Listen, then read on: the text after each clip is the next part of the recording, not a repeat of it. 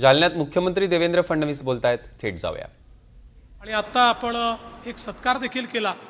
खरं म्हणजे कधी कधी खंत वाटते की घटना इतकी वाईट आहे की त्याबद्दल आपण खंत व्यक्त करावी की चांगलं त्याला न्याय मिळाला म्हणून समाधान व्यक्त करावं।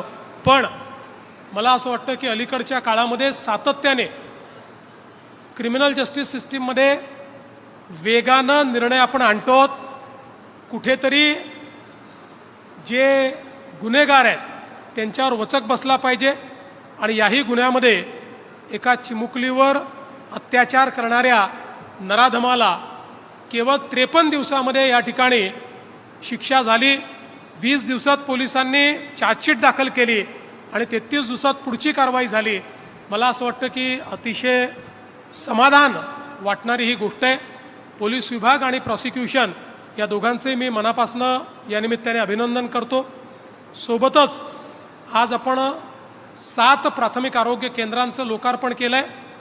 त्या ठिकाणी येणाऱ्या सर्व रुग्णांना स्वास्थ्य आणि आरोग्य लाभ व्हावा अशा शुभेच्छा देतो आणि या उत्तम कार्यक्रमाला तुम्ही मला निमंत्रित केलं त्याबद्दल आपल्या सर्वांचे आभार मानून मी माझे 2 शब्द संपवतो।